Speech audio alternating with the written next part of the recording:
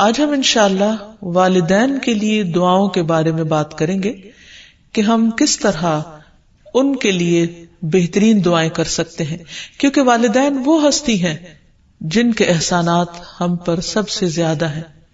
ان کے احسانات کا بدلہ ہم چکا نہیں سکتے، لیکن ہاں ایک صورت ہے کہ ہم ان کے لیے زیادہ سے زیادہ دعائیں کریں، خصوصاً اس وقت جب وہ دنیا سے جا چکے ہوں اور ہم ان کے لیے کسی قسم کی کوئی جسمانی خدمت یا مالی خدمت یا کسی اور طریقے سے کوئی مدد ان کی نہ کر سکتے ہوں. اللہ سبحانہ وتعالیٰ کو دعا کرنا بہت پسند ہے. اللہ تعالیٰ فرماتے ہیں وَقَالَ رَبُّكُمُ ادْعُونِي أَسْتَجِبْ لَكُمْ، اور تمہارے رب نے فرمایا کہ مجھ سے دعا کرو، میں تمہاری دعا قبول کروں گا. تو اللہ سبحانہ وتعالیٰ نے خود ہمیں حکم دیا ہے کہ مجھ سے مانگو، تو ہمیں اللہ سبحانہ وتعالیٰ کی اطاعت کرتے ہوئے مانگتے رہنا چاہیے. اور ویسے بھی ایک اور آیت میں آتا ہے کہ وَإِذَا سَأَلَكَ عِبَادِي عَنِّي فَإِنِّي قَرِيبٌ أُجِيبُ دَعْوَةَ الدَّاعِ إِذَا دَعَانِ فَلْيَسْتَجِيبُوا لِي وَلْيُؤْمِنُوا بِي لَعَلَّهُمْ يَرْشُدُونَ. وَإِذَا سَأَلَكَ عِبَادِي عَنِّي، اور جب آپ سے میرے بندے میرے بارے میں پوچھیں، یعنی اللہ سبحانہ وتعالیٰ کے بارے میں کہ ہمارا رب کہاں ہے، ہم اس سے کیسے دعا کریں، تو آپ ان کو بتائیے فَإِنِّي قَرِيبٌ، میں تو قریب ہوں، بہت قریب، دور نہیں ہوں، بیچ میں کسی اور کو لانے کی ضرورت ہی نہیں، سب سے زیادہ تو میں ہی تمہارے قریب ہوں. اجیب دعوت الداعی اذا دعانی، میں پکارنے والے کی پکار کا جواب دیتا ہوں جب بھی وہ مجھے پکارتا ہے. دن کو پکارتا ہے یا رات کو پکارتا ہے، غم میں پکارتا ہے یا غصے میں پکارتا ہے، بھوک میں پکارتا ہے یا بیماری میں پکارتا ہے، جب بھی پکارتا ہے میں اس کی پکار سنتا ہوں. تب اس کو کیا چاہیے کہ فَلْيَسْتَجِيبُوا لِي، چاہیے کہ وہ بھی میری بات مانے. یعنی اگر وہ چاہتے ہیں کہ ان کی دعائیں سنی جائیں تو انہیں میری اطاعت کرنی چاہیے. وَلْيُؤْمِنُوا بِي، اور چاہیے کہ مجھ پر ایمان لائیں، مجھ پر اعتماد کریں، مجھے اپنا رب مان لیں. لَعَلَّهُمْ يَرْشُدُونَ، شاید کہ وہ سیدھی راہ پائیں، ان کو صحیح راستہ مل جائے. ہوتا یہ ہے کہ جب انسان کی زندگی میں کوئی مشکل آتی ہے تو اس کے پیچھے کوئی مقصد ہوتا ہے، کوئی حکمت ہوتی ہے. اللہ سبحانہ وتعالیٰ اپنے بندے کو اپنے اور قریب کرنا چاہتا ہے، اس لیے وہ اس کو کسی نہ کسی ایسے دکھ، تکلیف یا پریشانی میں مبتلا کر دیتا ہے تاکہ بندہ اپنے رب کی طرف رجوع کرے، اس مشکل پر صبر کر کے اجر پائے، اللہ تعالیٰ کی طرف رجوع کر کے اور زیادہ دعا مانگے، کیونکہ دعا عبادت ہے. الدعاء والعبادہ اللہ سبحانہ وتعالیٰ کے نزدیک نہایت پسندیدہ، اس لیے ہمیں کثرت سے پکارتے رہنا چاہیے. اور جب بھی ہم دعا مانگیں تو اس سے پہلے اللہ تعالیٰ کی حمد و ثنا ضرور بیان کریں. ایک حدیث میں آتا ہے، عبداللہ بن مسعود رضی اللہ عنہ کہتے ہیں کہ میں نماز پڑھ رہا تھا اور نبی صلی اللہ علیہ وسلم، ابو بکر اور عمر ایک ساتھ تھے. جب میں بیٹھا تو اللہ تعالیٰ کی حمد و ثنا بیان کی، پھر نبی صلی اللہ علیہ وسلم پر درود بھیجا، پھر اپنے لیے دعا کی تو نبی صلی اللہ علیہ وسلم نے فرمایا مانگو عطا کیا جائے گا، مانگو عطا کیا جائے گا. تو اس سے پتہ یہ چلتا ہے کہ دعا سے پہلے اللہ تعالیٰ کی حمد و ثنا بیان کرنا ضروری ہے. اللہ تعالیٰ کی حمد و ثنا کے بے پناہ کلمات ہیں، لیکن آج ہم ان کلمات میں سے ایک کلمہ جو اللہ تعالیٰ کو بے حد محبوب ہے وہ آپ کو بتاتے ہیں، جو نماز کے آغاز میں بھی پڑھا جاتا ہے، اور نماز کے علاوہ بھی اگر اللہ تعالیٰ کی حمد و ثنا کرنا ہو تو اس دعا کو پڑھ سکتے ہیں. سبحانک اللہم وبحمدک وتبارک اسمک وتعالی جدک ولا الہ غیرک. اے اللہ تو پاک ہے اپنی تعریف کے ساتھ، تیرا نام بڑا ہی برکت والا ہے، تیری بزرگی بلند و برتر ہے، تیرے علاوہ کوئی بھی الہ نہیں ہے. تو بہرحال والدین کے لیے دعا کرنے سے پہلے اللہ سبحانہ و تعالیٰ کی حمد و ثنا بیان کیجیے، پھر نبی صلی اللہ علیہ وسلم پر درود بھیجیے، اور پھر اپنے ماں باپ کے لیے دعائیں کیجیے، کیونکہ یہ اللہ تعالیٰ کا حکم بھی ہے. وَقُلْ رَبِّ ارْحَمْهُمَا كَمَا رَبَّيَانِي صَغِيرًا، اور آپ کہہ دیجئے اے میرے رب ان دونوں پر رحم کیجیے، یعنی والد پر بھی اور والدہ پر بھی، جیسے انہوں نے مجھے چھوٹا سا پالا تھا، بچپن میں پالا تھا، جب میں نہ خود کھا سکتا تھا، نہ پی سکتا تھا، اور نہ خود اپنے آپ کو صاف کر سکتا تھا، تو انہوں نے دن رات بغیر کسی وقفے کے میری خدمت کی. تو اے رب، اب جب کہ وہ بڑے ہو گئے ہیں، وہ تیری رحمت کے محتاج ہیں، تو ان پر رحمت فرما اور ان کی مشکلات آسان فرما. پھر اسی طرح والدین اگر زندہ ہو تو بھی دعا کی جائے، اور اگر وہ فوت ہو جائے تو وہ اور بھی زیادہ دعاؤں کے مستحق ہو جاتے ہیں. جب برزخ میں والدین کا درجہ بڑھا دیا جاتا ہے، یعنی بلند کیا جاتا ہے، تو وہ پوچھتے ہیں کہ ہمیں درجے کی یہ بلندی کیوں کر حاصل ہوئی؟ تو انہیں بتایا جاتا ہے کہ یہ تمہاری اولاد کی دعا کی وجہ سے. ویسے بھی جب انسان فوت ہو جاتا ہے تو اس کے اپنے عمل کا سلسلہ ختم ہو جاتا ہے. 3 چیزیں مرنے کے بعد بھی فائدہ دیتی ہیں، جن میں سے ایک صدقہ جاریہ ہے، دوسرے ایسا علم جو انسان اپنے پیچھے چھوڑ جائے جس سے لوگ فائدہ اٹھائیں، اور تیسرے ولد صالح یدعو لہ، نیک اولاد جو اپنے والدین کے لیے دعائیں کرے. یعنی بیٹے کی دعا یا بچوں کی دعا اپنے والدین کے حق میں قبول ہوتی ہے، اس لیے خوب خوب دعائیں کرنی چاہیے. ہم دیکھتے ہیں کہ مختلف پیغمبر بھی اپنے رب سے اپنے والدین کے لیے دعائیں کرتے رہے ہیں، جن میں نوح علیہ السلام کی دعا ہے. وہ کہتے ہیں رب اغفر لی ولوالدی ولمن دخل بیتی مؤمنا وللمؤمنین والمؤمنات. اے میرے پروردگار، مجھے بخش دے اور میرے والدین کو بخش دے، اور ہر اس شخص کو جو میرے گھر میں مومن کی حیثیت سے داخل ہوا ہو، ان سب کو بھی بخش دے. اسی طرح ابراہیم علیہ السلام کی دعا ہے ربنا اغفر لی ولوالدی وللمؤمنین یوم یقوم الحساب.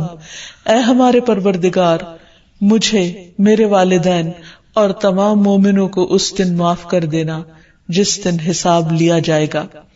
پھر اسی طرح ہم دیکھتے ہیں کہ صحابہ کرام اپنے والدین کے لیے دعائیں کیا کرتے تھے، جن میں خاص طور پر حضرت ابو ہریرہ کا ذکر ملتا ہے کہ وہ ایمان لے آئے تھے لیکن ان کی والدہ مشرکہ تھی، اور وہ نبی صلی اللہ علیہ وسلم کے بارے میں ایسے کلمات کہہ دیتی جس سے ان کو بہت تکلیف ہوتی.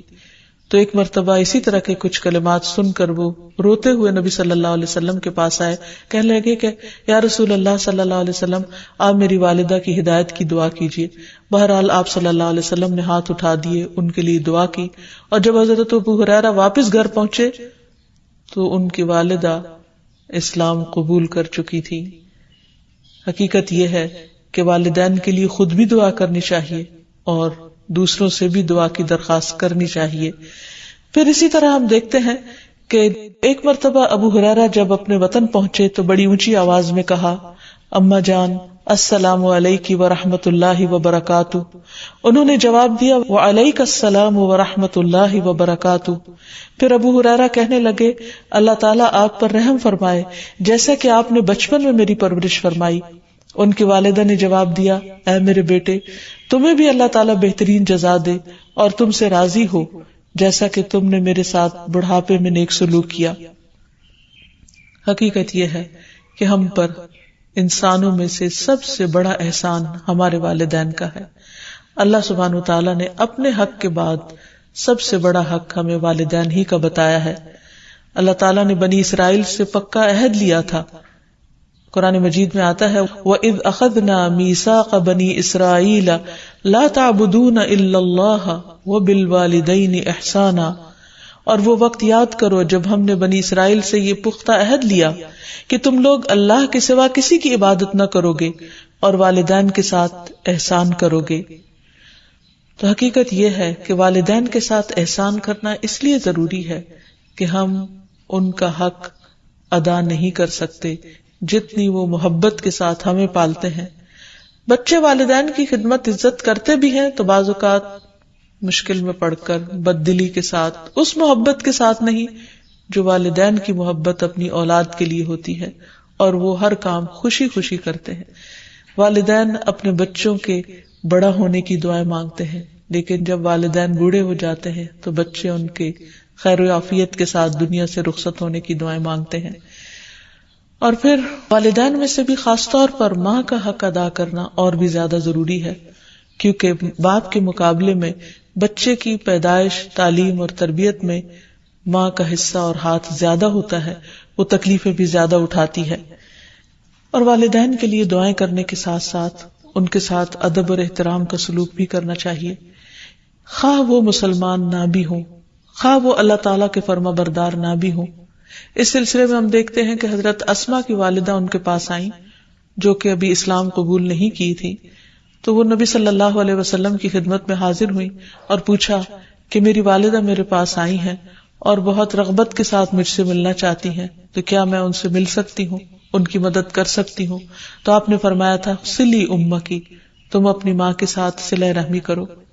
اس بارے میں اللہ سبحانہ وتعالیٰ قرآن مجید میں بھی حکم دیتے ہیں کہ اگر وَإِن جَاهَدَاكَ عَلَىٰ أَن تُشْرِكَ بِي مَا لَيْسَ لَكَ بِهِ عِلْمٌ فَلَا تُطِعْهُمَا وَصَاحِبْهُمَا فِي الدُّنْيَا مَعْرُوفًا، کہ اگر وہ تجھ پر دباؤ ڈالیں کہ تو میرے ساتھ کسی ایسی چیز کو شریک بنائے جس کا تجھے کچھ علم نہیں، تو تم ان کا کہنا نہ ماننا، البتہ دنیاوی معاملات میں ان کے ساتھ بھلا سلوک کرنا، ان کے ساتھ بھلائی کے ساتھ رفاقت کرنا، یعنی عمدہ طریقے سے اچھے طریقے سے زندگی بسر کرنا.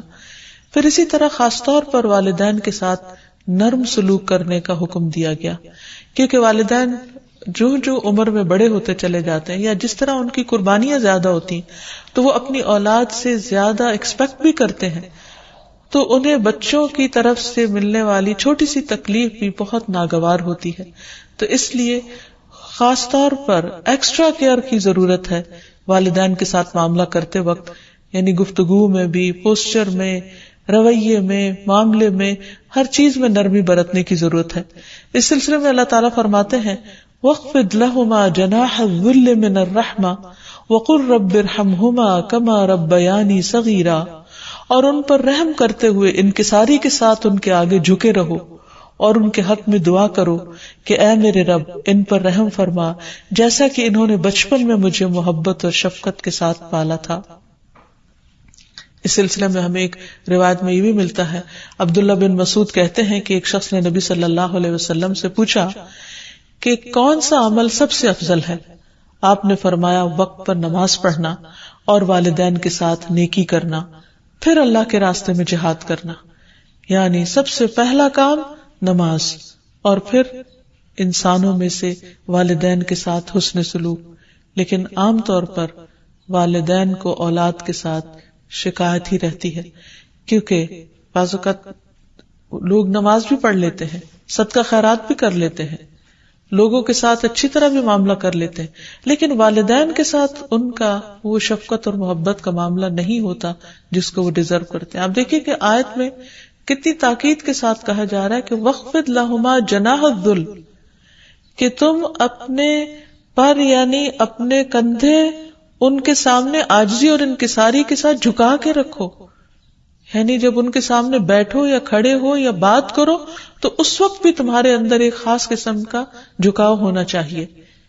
پھر اسی طرح یہ ہے کہ والدین کو اف تک کہنے کی اجازت نہیں. بعض اوقات انسان کا اپنے والدین کے ساتھ ڈس ایگریمنٹ ہو جاتا ہے، کسی بات پر اختلاف ہو سکتا ہے، وہ دین کا معاملہ ہو سکتا ہے، وہ دنیا کا معاملہ ہو سکتا ہے، وہ سوچ کا فرق ہو سکتا ہے، وہ جنریشن گیپ ہو سکتا ہے، وہ کوئی بھی چیز ہو سکتی، لیکن اس میں اولاد کو یہ حق نہیں دیا گیا کہ وہ والدین کے ساتھ بدتمیزی کرے. ہمارے دین نے ہمیں یہ سکھایا ہے کہ وَلَا تَقُلْ لَهُمَا أُفٍّ وَلَا تَنْهَرْهُمَا، کہ تم ان کو اف تک نہ کہو اور ان سے ڈانٹ کر بات نہ کرو.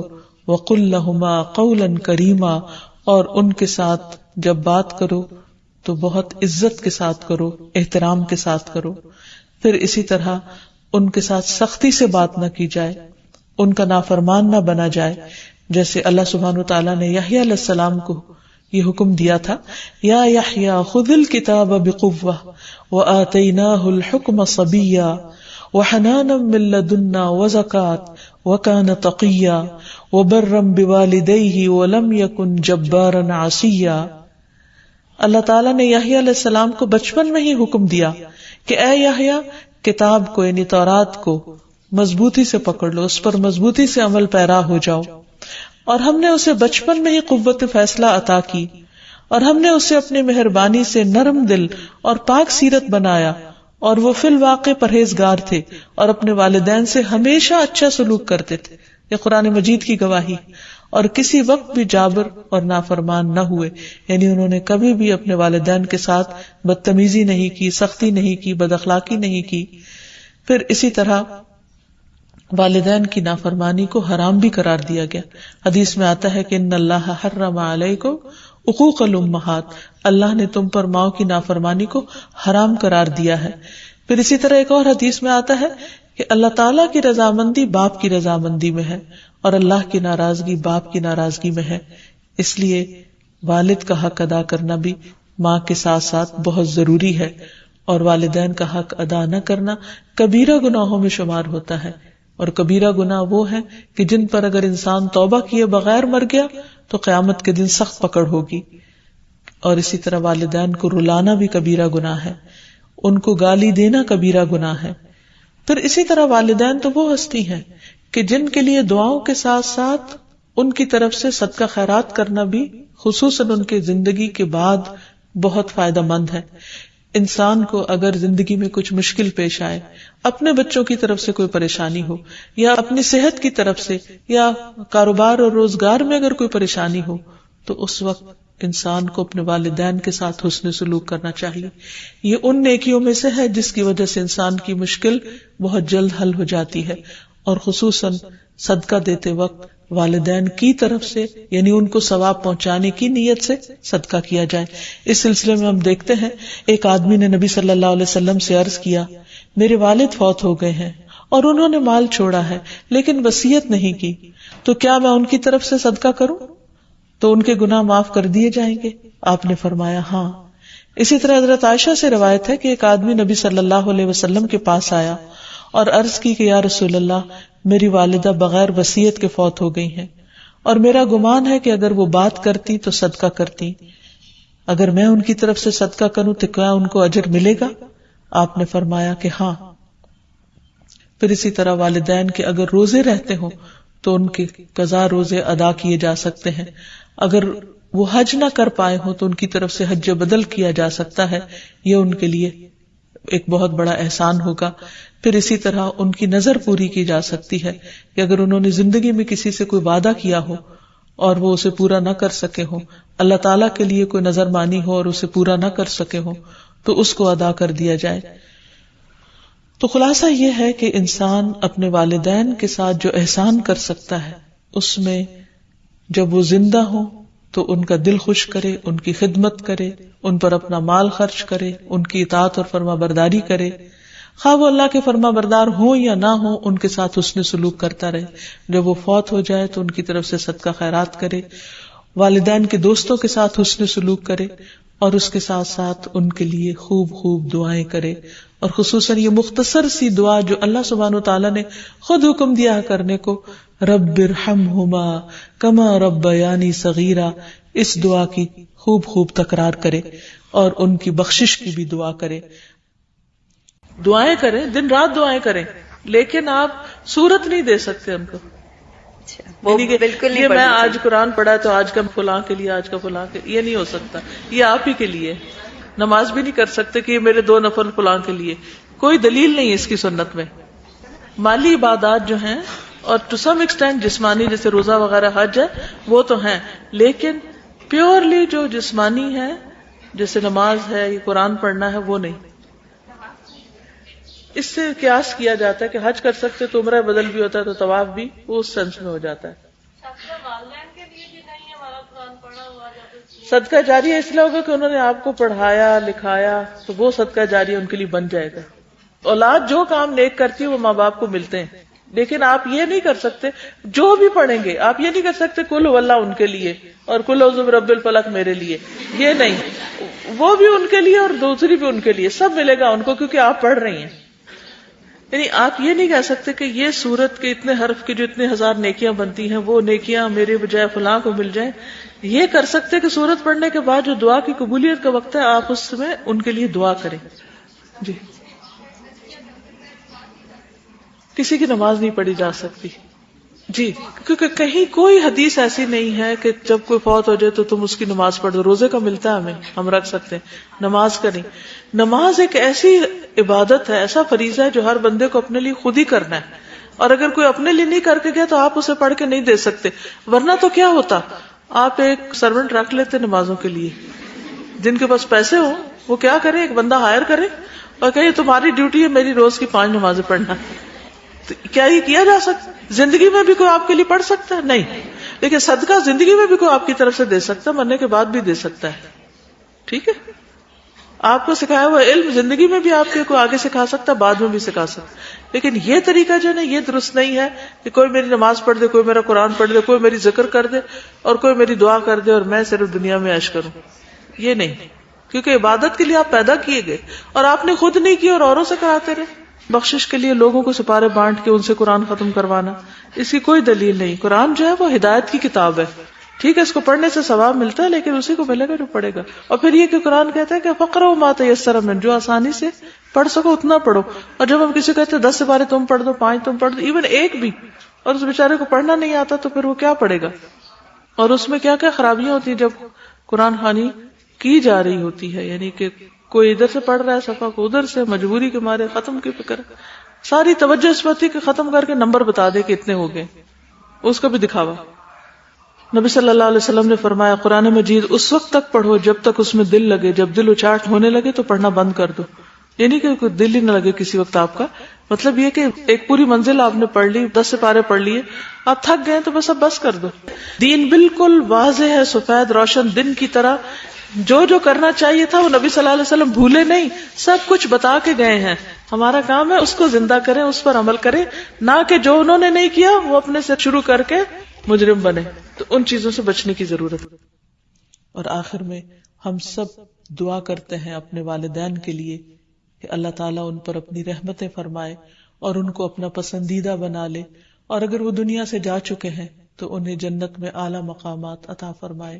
انا انزلناه في ليلة القدر وما ادراك ما ليلة القدر ليلة القدر خير من 1000 شهر تنزل الملائكة والروح فيها بإذن ربهم من كل امر سلام هي حتى مطلع الفجر. شروع کرتی ہوں اللہ کے نام سے جو بے انتہا مہربان نہایت رحم فرمانے والا ہے.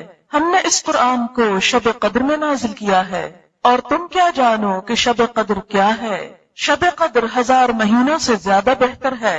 فرشتے اور روح اس میں اپنے رب کے اذن سے ہر حکم لے کر اترتے ہیں. وہ رات سراسر سلامتی ہے طلوع فجر تک. اللہ کا شکر ہے, اللہ کا احسان ہے جس نے ہمیں مسلمان بنایا. اس کا احسان ہم پر کہ اس نے ہمیں ایمان جیسی نعمت, ایمان جیسی دولت عطا فرمائی. اس کا احسان ہے ہم پر کہ اس نے ہمیں اپنے دین کی سمجھ عطا فرمائی. اس کا احسان ہے ہم پر کہ اس نے حضور اکرم صلی اللہ علیہ وسلم کو ہمارے لیے سراپا ہدایت بنا کر بھیجا. ہمارے پاس ایک ایسی کتاب بھیجی جو قیامت تک انسانوں کی رہنمائی کرتی رہے گی. اس کتاب کا ملنا دنیا کی سب سے عظیم نعمت ہے. یہی کتاب ہمیں بتاتی ہے کہ اللہ تعالیٰ نے اپنا یہ احسان لیلۃ القدر میں کیا. فرمایا انا انزلناہ فی لیلۃ القدر, یقیناً ہم نے اس کو لیلۃ القدر میں نازل کیا. لیلۃ القدر کیا ہے؟ وما ادراک ما لیلۃ القدر, اور تم کیا جانو کہ یہ لیلۃ القدر ہے کیا. لیلۃ القدر خیر من 1000 شہر, لیلۃ القدر 1000 مہینوں سے زیادہ بہتر ہے. یہ ایک رات جس میں اللہ تعالیٰ کا یہ انعام, اللہ کا یہ کلام قرآن حکیم دنیا میں بھیجا گیا. یہ رات رمضان المبارک کے آخری عشرے کی راتوں میں سے ایک رات ہے. نبی صلی اللہ علیہ وسلم نے اسے آخری عشرے کی طاق راتوں میں 21ویں, 23ویں, 25ویں, 27ویں اور 29ویں میں تلاش کرنے کا حکم دیا. آج اس سال کے رمضان المبارک کی یہ آخری طاق رات ہے. معلوم نہیں کہ یہی وہ شب قدر ہو جس کی اللہ کے ہاں بہت فضیلت ہے. نبی صلی اللہ علیہ وسلم رمضان کے آخری عشرے میں خود بھی جاگتے, اپنے گھر والوں کو بھی جگاتے, اپنی عبادات میں پورے مہینے سے زیادہ سرگرم ہو جاتے. آپ صلی اللہ علیہ وسلم نے رمضان کی عبادت میں جن عبادات کو بہترین قرار دیا وہ ایک تو روزہ ہے. من صام رمضان ایمانا واحتسابا غفر له ما تقدم من ذنبه, جس نے رمضان المبارک کے روزے ایمان اور احتساب کے ساتھ رکھے اس کے پچھلے سارے گناہ معاف کر دیے جائیں گے. الحمدللہ کہ اس نے ہمیں یہ توفیق بخشی اور ہم نے اللہ کے اس حکم کی پابندی کی۔ دوسری عبادت رمضان کی ساری راتوں میں قیام ہے، یعنی تراویح کی شکل میں۔ من قام رمضان ایمانا و احتسابا غفر له ما تقدم من ذنبه، جس نے ایمان اور احتساب کے ساتھ رمضان کی راتوں کو قیام کیا اس کے بھی پچھلے گناہ معاف کر دیے گئے۔ لیکن ساتھ ہی ایک اور روایت میں آپ صلی اللہ علیہ وسلم نے فرمایا، کم من صائم لیس له من صیامه الا الظمأ، کتنے ہی روزہ دار ایسے ہیں کہ جن کو اپنے روزے سے سوائے بھوک پیاس کے کچھ حاصل نہیں ہوا۔ وکم من قائم لیس له من قیامه الا السحر، اور کتنے ہی راتوں کو جاگنے والے، قیام کرنے والے ایسے ہیں کہ جن کو اپنے رات کے قیام میں سوائے رات جگے کے اور کچھ نصیب نہیں ہوتا۔ اللہ نہ کرے کہ ہم ان لوگوں میں سے ہوں کہ جن کے روزے بیکار، محض ایک ظاہری ڈھانچہ، اور جن کی راتوں کا قیام محض ایک دکھاوا ہو۔ اللہ تعالیٰ کے ہاں وہی عبادت قابل قبول ہے جو خالصتاً اسی کے لیے کی جائے، اس لیے کہ جس عبادت کے اندر ایمان نہ ہو، اخلاص نہ ہو، اللہ کی رضا نہ ہو، اس کے ساتھ محبت کا اظہار نہ ہو، اس کا تقوی نہ ہو، وہ عبادت نہیں۔ اسی طرح عبادت کی قبولیت کے لیے یہاں پر لفظ احتساب آیا۔ احتساب کا ایک معنی ہے کہ اجر و ثواب کی نیت اللہ پر رکھی جائے کہ وہی ہمیں اس کا اجر عطا کرے گا، اور دوسرا یہ کہ خود احتسابی انسان اپنا جائزہ لے، اپنی نیت کو پرکھے، اپنا احساس کرے، خود کو جانچے، اس لیے کہ اپنے سے زیادہ کوئی اور خود کو پرکھ نہیں سکتا۔ سب سے زیادہ ہم خود اپنا جائزہ لے سکتے ہیں، جیسا کہ سورۃ القیامہ میں اللہ تعالیٰ فرماتے ہیں، بل الانسان علی نفسہ بصیرا ولو القی معاذیرا، انسان اپنے آپ سے خوب آگاہ ہے، خواہ وہ کتنی ہی معذرتیں کیوں نہ پیش کرے۔ دوسروں کے سامنے تو ہم کسی بھی کام کے، اچھے یا برے کے، بہت سے بہانے کر سکتے ہیں، عذر کر سکتے ہیں، دکھاوا کر سکتے ہیں، لیکن ہمارے اندر کی حالت کیا ہے وہ سوائے ہمارے کوئی اور جان نہیں سکتا۔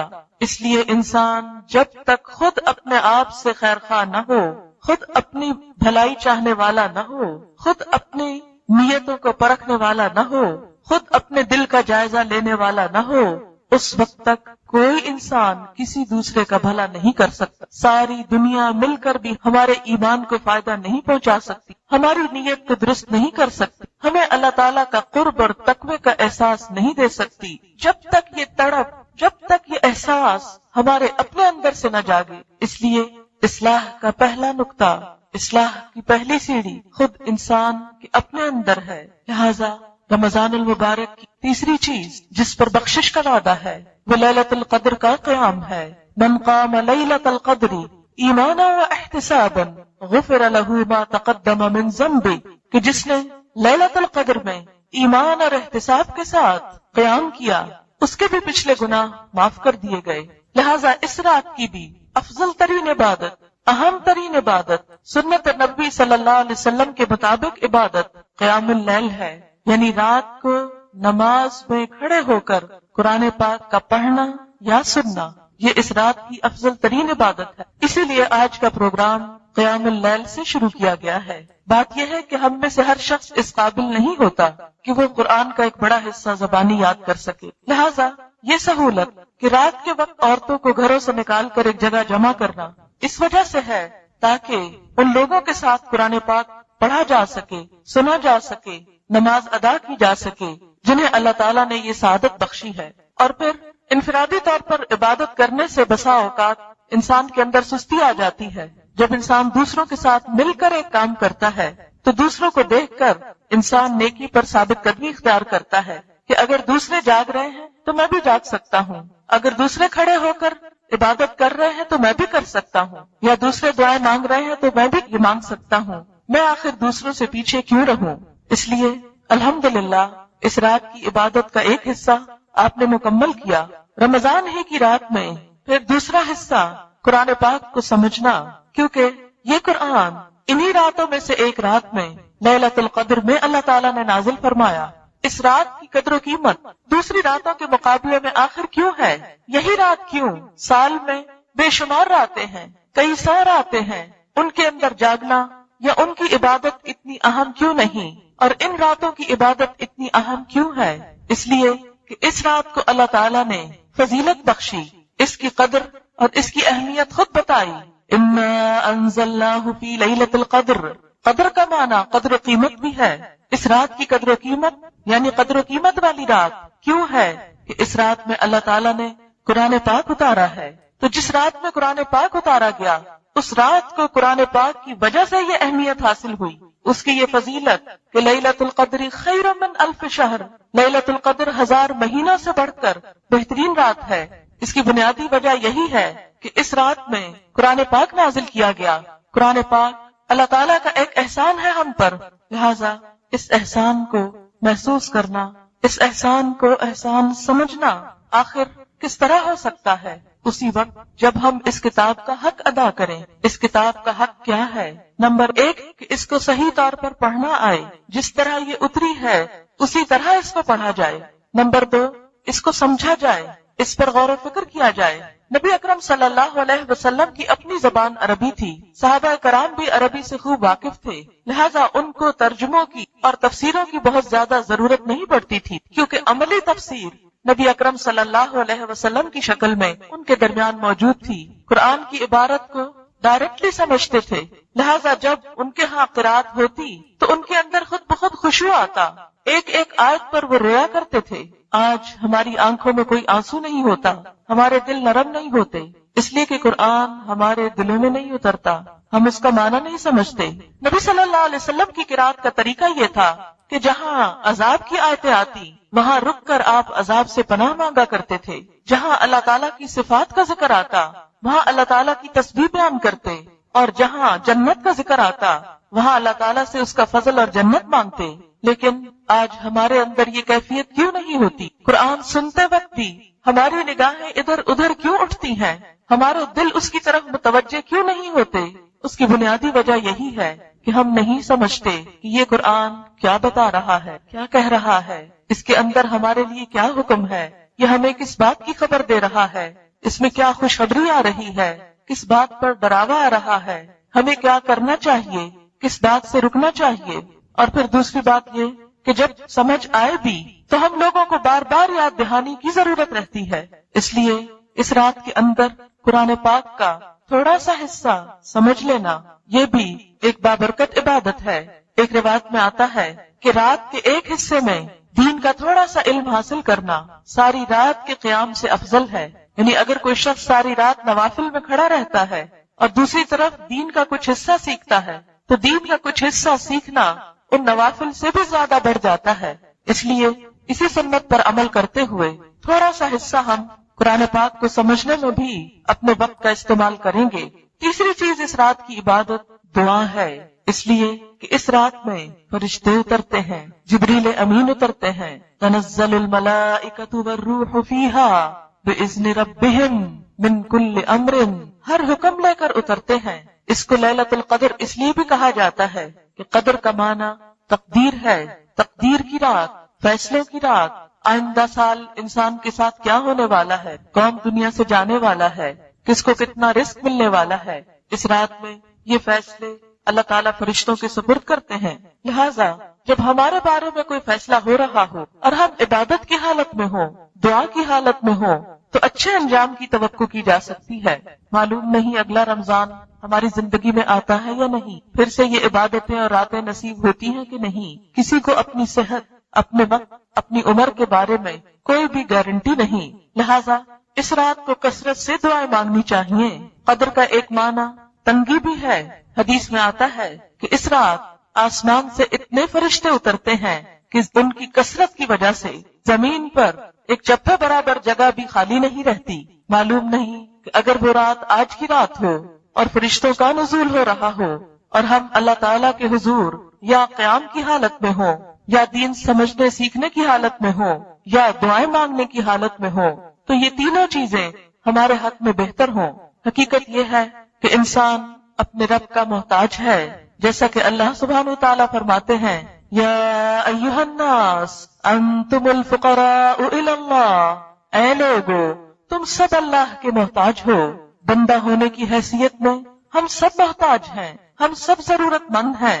ہم سانس نہیں لے سکتے اگر وہ ہمیں سانس لینے کی توفیق نہ دے، ہم ایک قدم نہیں اٹھا سکتے اگر وہ ہمیں چلنے کی قوت نہ دے، ہم کچھ دیکھ نہیں سکتے اگر وہ ہمیں نگاہ نہ بخشے، ہم سن نہیں سکتے اگر وہ ہمیں قوت سماعت نہ دے۔ ہماری زندگی کا ایک ایک قدم، ہماری چھوٹی سے چھوٹی یا بڑی سے بڑی ایک ایک کوشش، یہ ساری کی ساری چیزیں محض اللہ کے اذن، اس کی توفیق، اس کی دی ہوئی طاقت اور اس کی قدرت سے ہے۔ اس میں ہمارا کچھ بھی کمال نہیں، کچھ بھی اپنا نہیں، سب اسی کا دیا ہوا ہے۔ اور پھر اس کے دینے پر ہمارا فرض ہے کہ ہم اس کے شکر گزار ہوں، اور شکر گزار ہونے کے ساتھ ساتھ ہم اس سے مزید اس کا فضل مانگتے چلے جائیں، مزید اس کے فضل کے لیے دعا گو ہوں۔ لہذا دعا ساری عبادت کا نچوڑ ہوتا ہے۔ کوئی عبادت اس وقت تک مکمل نہیں ہوتی، خواہ نماز ہو، خواہ قرآن کا پڑھنا ہو، خواہ کوئی اور، جب تک کہ اس میں دعا نہ ہو۔ جو لوگ دعا سے منہ موڑے اللہ تعالیٰ ان سے ناراض ہوتے ہیں۔ حدیث پاک میں آتا ہے من لم يسأل اللہ یغضب علیہ، جو اللہ سے سوال نہیں کرتا، جو اللہ سے مانگتا نہیں ہے، اللہ تعالیٰ اس پر غضبناک ہوتا ہے، اس پر ناراض ہوتا ہے۔ لہذا ہمیں کثرت کے ساتھ اس سے دعا مانگنے کی ضرورت ہے۔ اللہ تعالیٰ غافل دل کی دعا قبول نہیں کرتے، لہذا اپنے دلوں کو غفلت سے نکال کر پورے دل جمی کے ساتھ، دل حضوری کے ساتھ، اللہ تعالیٰ کی قربت کا احساس کرتے ہوئے، قبولیت کا یقین رکھتے ہوئے دعا مانگنی چاہیے۔ الدعاء مخ العبادہ، دعا عبادت کا مغز ہے، کریم ہے، اصل ہے۔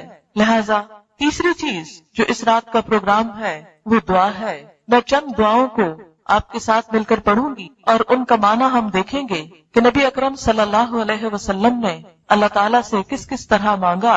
تو ہم قرآن پاک کے کچھ حصے کے پڑھنے سے آغاز کرتے ہوئے پھر دعا کی طرف رجوع کریں گے انشاءاللہ۔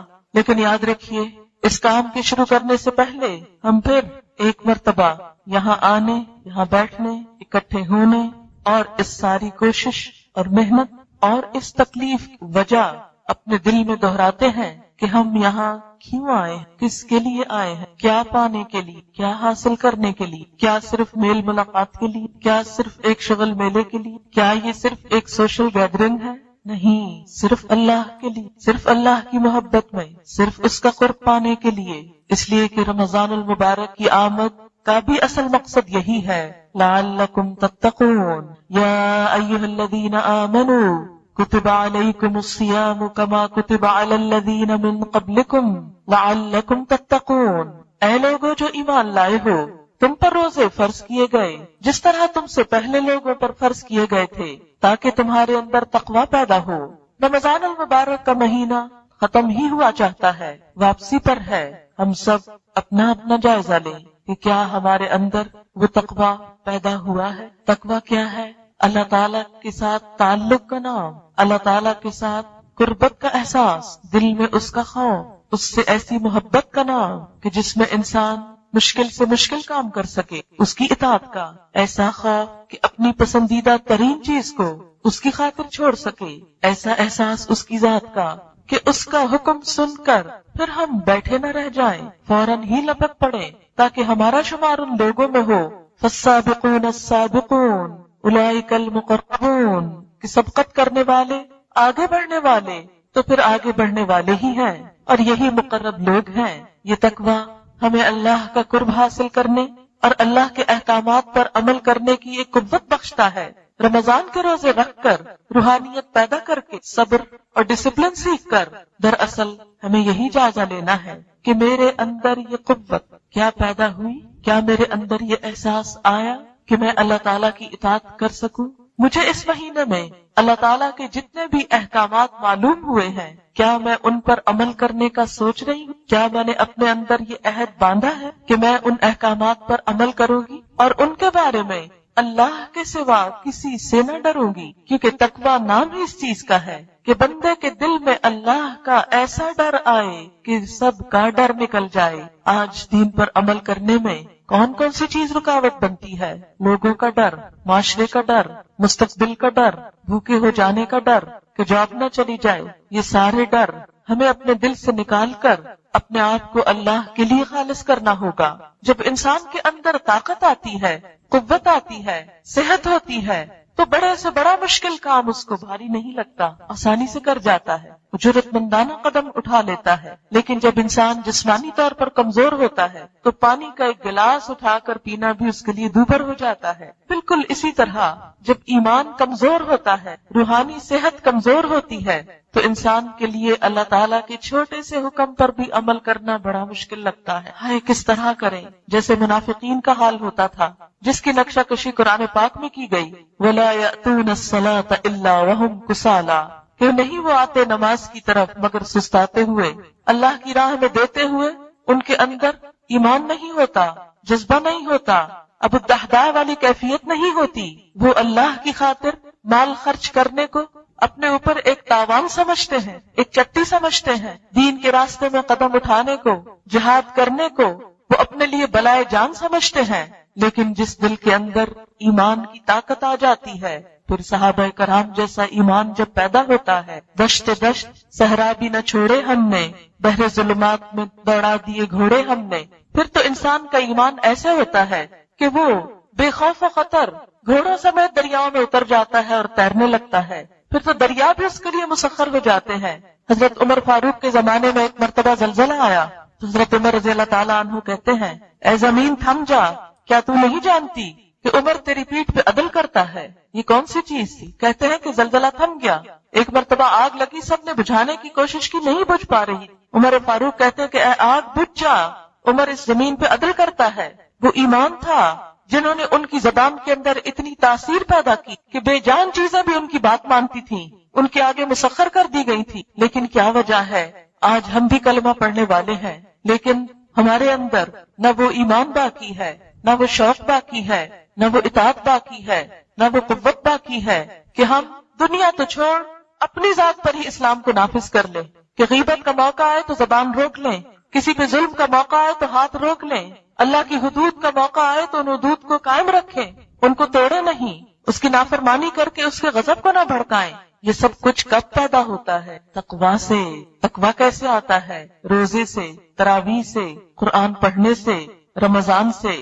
آج ہم سب خود سے پوچھیں، کیا روزے نے میرے اندر ایمان کی قوت پیدا کی کہ میں اس کی اطاعت کر سکوں؟ اگر یہ قوت اپنے اندر پائیں کہ رمضان سے پہلے جو کچھ آپ کرتے تھے، اگر کوئی غلط کام کرتے تھے جس کو آپ غلط سمجھتے تھے، تو آج اس قابل ہو کہ اس کو چھوڑ سکیں۔ کوئی نیک کام جس کی آپ تمنا کرتے تھے کہ میں یہ کر سکوں، تو اب اس قابل ہو رمضان کے گزرنے پر کہ آپ اس کو کر سکیں۔ کوئی چیز جو زندگی میں مشکل نظر آتی ہو، آج ہمارے اندر اگر وہ تقویٰ پیدا ہو گیا ہے کہ وہ ہم کو آسان نظر آنے لگے اللہ کی اطاعت میں سے، تو سمجھے کہ اس روزے سے ہم نے کچھ حاصل کیا، قرآن کے پڑھنے سے ہم کو کچھ نصیب ہوا۔ لیکن اگر یہ کیفیت نہیں آئی تو پھر ہم میں سے ہر ایک اپنے اپنے دل کا جائزہ لے کہ پورا مہینہ گزر گیا اور ہم کہاں کھڑے ہیں۔ لیکن گزرتے لمحے کچھ ابھی بھی باقی، وہ جو ہماری کوششوں سے نہیں ہو سکا، آج اللہ کے حضور دعائیں مانگ کر، گڑ گڑا کر اس سے وہ قوت مانگے، اس سے وہ طاقت مانگے کہ جس سے ہم وہ عمل کر سکیں، جس کی وجہ سے ہم اس کی بخشش کے قریب ہو سکیں، اس کی اطاعت کے قریب ہوں۔ کیونکہ ہر سال ہمیں موت سے قریب کر رہا ہے، دنیا سے دور کر رہا ہے، آخرت کے قریب کر رہا ہے، اور ایک دن ایسا بہت جلد آنے والا ہے، جیسا کہ وہ حدیث میں مثال دی گئی کہ آخرت کی مثال ایسے ہی ہے جیسے ایک کپڑا پھاڑ دیا گیا ہو اور اس کا بس آخری تار بچا ہو، اور وہ آخری تار کسی وقت بھی ٹوٹ سکتا، اور آخری تار تو بڑا کچا ہو، معلوم نہیں وہ تار کب ٹوٹ جائے اور ہم اس دنیا سے آخرت کی طرف جا قدم اٹھائیں۔ پھر وہاں کون ہوگا، کیا ہوگا؟ کیا ہمارے ماں باپ ساتھ ہوں گے، ہمارے بہن بھائی ساتھ ہوں گے، ہماری اولاد ہمارے ساتھ ہوگی، ہمارے شوہر ہمارے ساتھ ہوں گے، ہمارے دوست ہمارے ساتھ ہوں گے، ہمارا مال ہمارے ساتھ ہوگا، ہمارے یہ گھر جن میں ہم امن سے رہ رہے ہیں ہمارے ساتھ ہوں گے؟ کوئی بھی ساتھ نہ ہوگا، تنہا ہم ہوں گے۔ اس دن تو سب ساتھ چھوڑ جائیں گے، سب بے وفا ہو جائیں گے۔ یوم یفر المرء من اخیہ وامہ وابیہ وصاحبتہ وبنیہ لکل امرئ منہم یومئذ شأن یغنیہ۔ جس دن انسان بھاگے گا اپنے بھائی سے، اپنی ماں سے، اپنے باپ سے، اپنے بیٹے سے، اپنی بیوی سے، سب رشتوں سے، اور ہر شخص کو اپنی ایسی حالت پڑی ہوگی جو اسے دوسرے سے بے نیاز کر دے گی، کوئی بھی اس دن یاد نہ رہے گا۔ لا یسأل حمیم حمیما، کوئی دلی دوست کسی دوست کو نہ پوچھے گا युबस्सरूनहुम, वो एक दूसरे को आपस में दिखाए जाएंगे। उस दिन मुजरिम चाहेगा काश वो खुद बचने के लिए फिदिये में दे डाले अपने सारे रिश्तेदारों को, लेकिन कोई भी उसको अल्लाह के अजाब से बचा न सकेगा।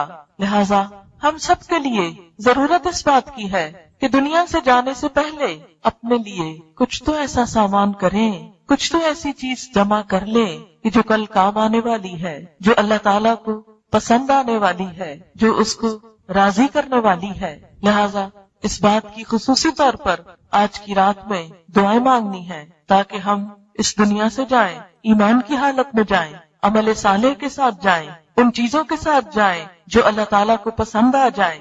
और फिर जब असल जिंदगी शुरू हो, ये तो इम्तिहान वाले दिन है ना, असल जिंदगी जब शुरू हो तो वाकई वो ऐशो इशरत, वो आराम, वो नेमतें, वो राहतें, वो जन्नतें हमारा मुकद्दर हो कि जिसकी हमें तड़प है, तलब है, तमन्ना है। लेकिन जन्नत की कीमत अमल है, सिर्फ तलब नहीं, अमल। इसलिए उस अमल के लिए खास तौर पर हमें दुआएं करने की जरूरत है। और ये भी याद रखिए, रातों में सोना भी इबादत है। कुछ न कुछ वक्त के लिए जरूर सो, और सोकर उठकर फिर दोबारा इबादत जो है दीदा है। लिहाजा कुछ आप फजर कुछ और भी पढ़ सकते हैं, लेकिन ये सोचना कि सारी रात जागे तो ये ज्यादा अच्छा है। नबी सल्लल्लाहु अलैहि वसल्लम से ये साबित नहीं कि वो पूरी की पूरी रात जागते, वो कुछ न कुछ हिस्सा जरूर से दुआ है। पहले इसका तर्जुमा वगैरह पढ़ और फिर मैं आपको कहलवाऊंगी ताकि दिल के साथ ये दुआ मांगी। अल्लाहुम्मा ए अल्लाह, इन्नी अस्अलुका, बेशक मैं तुझसे सवाल कर, तुझसे मांग, मिनल खैर, खैर में, कुल्लिही, सारी, अल्लाह मैं तुझ हर खैर का। अब देखिए कि बंदे को तो हर खैर का नहीं पता होता कि किस चीज में भलाई और किस में नहीं, अल्लाह को ज्यादा पता है। लिहाजा जब हम ये कहते हैं ए अल्लाह मैं तुझसे हर खैर का सवाल कर, आजिली ही, जल्दी मिलने वाली, व आजिली, और देर से मिलने, मुझे भलाई चाहिए, वो जो जल्दी आए और वो भी जो ठहर के आए, लेकिन भलाई ही चाहिए। मा अलिम तुमिन, जो मैं उसमें से जान, व मा लम, व अऊज़ु बिका, और मैं तेरी पनाह चाहती, मिन शर्रि कुल्लिही, हर तरह के शर से, आजिली, जल्दी आने वाले, व आजिल, देर से, मा अलिम तुमिन, मैं जानता कि कुछ चीजों में इंसान अब बुरा सकता, व मा लम। मैं आपको ये कहती कल प्रोनाउंसिएशन के साथ जब दुआ मांगी जाती तो वो ज्यादा फायदा देती। बाज़ वक़्त हम इसे कार्ड लेने पढ़ना नहीं है, क्या लिखा जैसे तैसे पढ़ते। दूसरी बात ये सब मिलकर जब हो सकता है किसी तरह नेकी सबकी इकट्ठी उठे, याद भी उठेगी और एक तालीम का सिलसिला भी याद ही हो जाए, जुबानी हिस्सा बन। अल्लाहुम्मा इन्नी अस्अलुका मिनल कुल्लिही आजिलिही व आजिलिही मा अलिमतु मिन्हु व मा लम अअलम व अऊज़ु बिका मिनश शर्रि कुल्लिही आजिलिही व आजिलिही मा अलिमतु मिन्हु व मा लम अअलम।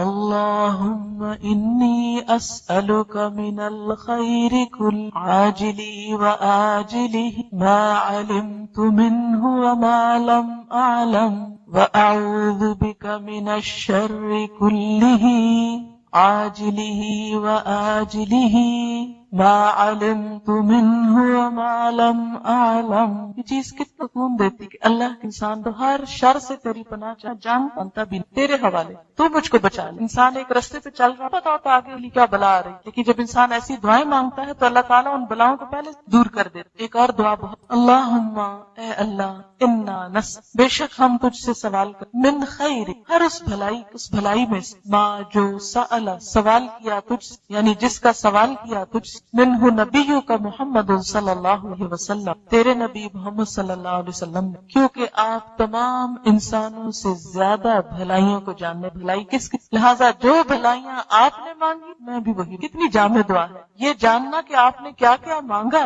एक मुश्किल काम है। सारी जिंदगी भी आप लगा दें तो शायद वो सब कुछ न मांग पाए जो आप सल्लल्लाहु अलैहि वसल्लम ने मांगा। इसलिए जब हम ये कहते हैं कि अल्लाह हम वो सब कुछ मांगते हैं जो आपने मांगा, तो गोया छोटे से अल्फाज में एक बहुत बड़ी दुआ मांग, व नऊज़ु बिका, और हम पनाह चाहते हैं तेरी, मिन शर्र, हर उस शर से, मस्तआज़ मिन्हु, इससे पनाह मांगी नबिय्यु का मोहम्मद सल्लल्लाहु, तेरे नबी सल्लल्लाहु अलैहि वसल्लम ने, यानी जिस शर से बचने के लिए दुआ की, अल्लाह तू हमको भी हर उस शर से बचा ले। लेकिन हमें आप सल्लल्लाहु अलैहि वसल्लम से अगर मोहब्बत है, हम आपका साथ चाहते हैं कि क़यामत के दिन आप हमारी शफाअत करें, हम आपके साथ हों, तो उसी वक्त हो सकते हैं कि जब हम वो काम करें जो आपने की, और उन चीजों से बचें जिनसे आप बचे, या हमें वही भलाइयां मिले जो آپ نے مانگی اور ہر اس شر سے ہم بچ سکیں جس سے آپ بچے، اس طرح انشاءاللہ تعالی آپ کا ساتھ بھی نصیب۔ وَأَنْتَ الْمُسْتَعَانُ، اور تو ہی ہے جس سے مدد مانگی جاتی، تیرے سوا کس سے مانگی؟ دیکھیے سارے پیغمبروں نے اپنا ہاتھ اللہ کے، حضرت آدم علیہ السلام نے اللہ سے دعا کی، ربنا ظلمنا انفسنا وَإِن لَّمْ تَغْفِرْ لَنَا وَتَرْحَمْنَا لَنَكُونَنَّ مِنَ الْخَاسِرِينَ۔ نوح علیہ السلام کو جب دشمنوں نے ستایا تو انہوں نے اللہ سے مانگا، رب انی مغلوب فانتصر۔ حضرت ایوب علیہ السلام پر جب لمبا عرصہ بیماری کا گزرا تو انہوں نے اللہ سے مانگا، انی مسنی الضر وانت ارحم الراحمین، اللہ مجھے تو تکلیف اور تو سب سے بڑا رحم فرما۔ یونس علیہ السلام کو جب مچھلی نے نگل لیا تو ان اندھیروں میں غم کی حالت میں انہوں نے اللہ لا الہ الا انت سبحانک انی کنت من الظالمین۔ اسی طرح باقی انبیاء علیہ السلام اللہ ہی کو، نبی صلی اللہ علیہ وسلم کی ساری دعائیں یہ ہمیں کیا بتاتی کہ آپ اللہ سے مانگ، بڑائی کو تسلیم کر لیں، اس کے پاس ہے اس کو بڑا سا ہاتھ اچھی ہوتا ہے دینے والے کو اوپر ہی سمجھتے، تو دعا مانگنا دراصل بڑائی کو مان لے، اللہ تو ہم بندے عاجز المستعان، ہی تو ہے اس سے مانگا جاتا، جس سے مدد طلب کی جاتی، تیرے سوا کے پاس کس سے مانگے، کون دے سکتا، کون سن سکتا ہے؟ آپ دیکھیے بازو کا تو ضرورت پڑ، اس کا دروازہ اس کو جگاؤں وہ دے سکتا، کام آ سکتا، بہت بتانے کے لیے اندر آئے بات میں ان سے رحم بھی نہیں مانگا، کہتے میرے منہ سے اچانک یا اللہ تو بڑا ہی نہیں، نہ وہ کچھ نہ وہ ہاتھ لگا سکتے، جیسے آئے تھے ویسے چلے گئے، یا اللہ تو بڑا تیرے، اور کہتے مجھے ڈرنے کی طاقت، کہتے میں آپ کو صرف یہ بتانے کہ جو قرآن کے بغیر مجھے اس کتاب مان اور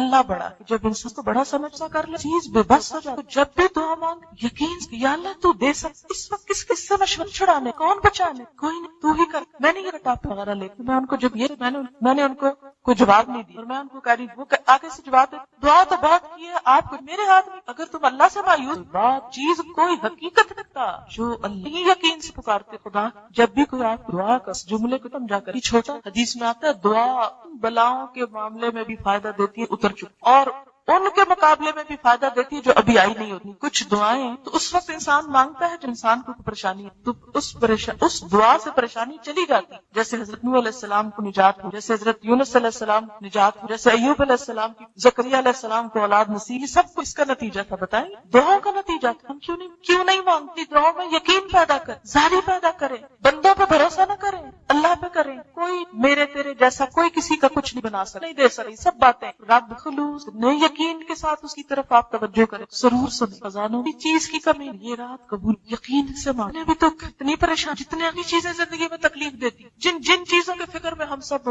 دنیا کا ہو یا آخرت، ان سب چیزوں کے معاملے میں اللہ فائدہ دیتی، دعا ایسی چیز رد نہیں، یا تو فوراً مل جاتی ہے یا کوئی تکلیف ٹل جاتی یا آخرت کے لیے جمع ہو جاتی ہے۔ قیامت کے دن جو انسان جائے گا اللہ کے پاس اور اپنی دعاؤں کو جمع ہوتے دیکھے گا، انسان کہے گا کاش دنیا میں کچھ نہ ملے، بھی مایوس ہو کے نہیں دعا کر یقین سے، اور اگر دیر ہو رہی ہے نا قبولیت میں تو ضرور سوچیں ابھی اس قابل نہیں سنبھال سکتا، ابھی اہل نہیں، پورے یرد مانگی جا سکتی، اور بس علیک البلا، اور تجھ تک پہنچائیں بھی۔ بعض اوقات کسی کو اپنی مصیبت تو نہیں الٹا ہنس، کوئی برا بلا کہنے، کوئی ترس کھانے لگتا ہے، کوئی جو بندے کو نہ شرمندہ کر، نہ اس پہ ہنس، نہ اس کو رسوا کر، نہ اسے نگاہوں میں حقیر اور ذلیل، وہ بھی دکھ جو تکلیف تک پہنچا تیرے حوالے، تو ہی جو چاہے ان کے ساتھ، اور تجھ سے تو خیر ہی خیر کی، ولا قوت، کوئی بھی مدد اللہ ہی، جو ہونا ہے اسی کے عزت، اسی کی توفیق، اسی کی مدد سے، اتنا خالص یہ عقیدہ ہو فائدہ۔ اب اس جذبے کے ساتھ اللہم انا نسألک من خیر ما سألک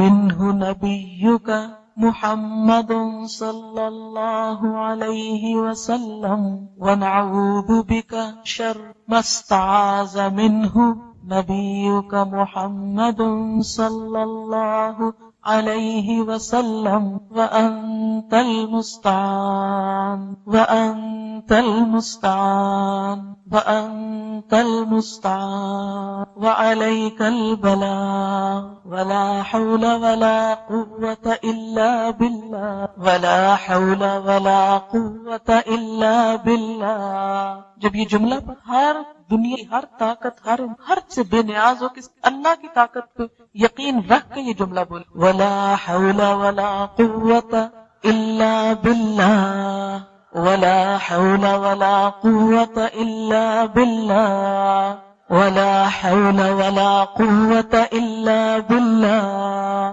رب اعنی اے میرے رب میری مدد فرما، ولا تعن علیہ، اور میرے خلاف میرے دشمنوں کی، وانصرنی، اور مجھے غلبہ دے، ولا تنصر علیہ، کسی کو مجھ پہ غلبہ نہ دے، وامکر لی، اور میرے لیے تدبیر، ولا تمکر علیہ، میرے خلاف نہ تدبیر، واہدنی، اور مجھے ہدایت، ویسر الہدی الیہ، اور ہدایت کو میرے لیے، ہدایت کرنا میرے لیے، ونس، اور میری مدد کر، علی من بغى علیہ، اس شخص کے خلاف جو مجھ پہ زیادتی، تو میری، میں تجھ کو پکڑتی ہوں تو بدلا، رب جعل، اے میرے رب بنا دے مجھ لکا اپنے لیے بہت زیادہ شکر کرنے، لکا ذکارا، اپنا بہت زیادہ ذکر کر، ذکار مبالغہ کسی، یا اللہ سب سے زیادہ ذکر کر، لکا رہابن، بہت زیادہ تجھ سے ڈرنے والا، لکا متوا، بہت زیادہ تیری اطاعت کرنے والا، الہی کا مخ، تیری واہن، آہیں بھرنے، منیبا، رجوع کرنے والا، بتقبل توبتی، اے میرے رب میری توبہ قبول کر لے، واغسل حوبتی، اور میرا گناہ دھو ڈال، واجب دعوتی،